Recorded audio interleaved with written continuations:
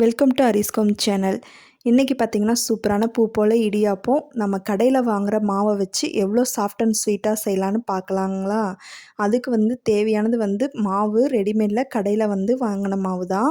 எவ்வளோ soft and ஸ்வீட்டாக இருக்குன்னு பாருங்கள். பிகினர்ஸ் கூட தாராளமாக செய்யலாங்க. செய்ய தெரியாதவங்க கூட இந்த வீடியோ பார்த்து கண்டிப்பாக செஞ்சுக்கோங்க.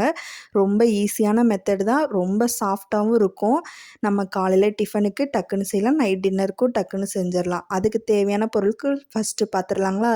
2 கப் பச்சரிசி மாவு, நம்ம கடையில் எந்த பிராண்டாக இருந்தாலுமே தாராளமாக வாங்கிக்கிங்க.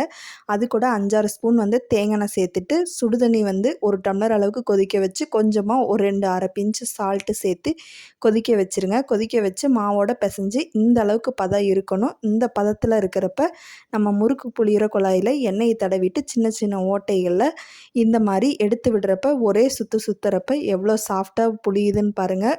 ரொம்ப கஷ்டப்பட தேவையில்லைங்க.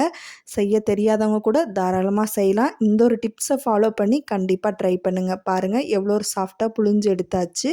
இது ஒரு ஆவியில் ஒரு 10 நிமிஷம் போல் வச்சு எடுக்கலாம். பாருங்கள் 10 நிமிஷத்தில் வெந்து வந்துருச்சு. எவ்வளோ சூப்பராக வெந்து வந்திருக்கு பாருங்கள். இட்லி துணியில் 1 இன்ச்சு கூட ஒட்டவே இல்லை, அவ்வளோ ஒரு சாஃப்டாக இருக்குங்க. பாருங்கள் ஆறுனதுக்கப்புறம் எடுத்து பார்க்கலாங்களா. அவ்வளோ ஒரு சாஃப்டாக இருக்குது பாருங்கள். எடுத்து காட்டுறேன் பாருங்கள். எடுக்கிறப்பயே பாருங்கள் எவ்வளோ சாஃப்டாக இருக்குன்னு. இந்த ரெசிபி உங்களுக்கு செய்ய தெரியாதவங்க கூட கண்டிப்பாக ட்ரை பண்ணி பாருங்கள். கண்டிப்பாக சூப்பராகவே இருக்கும். உங்களுக்கும் யூஸ்ஃபுல்லான வீடியோவாக இருக்கும்.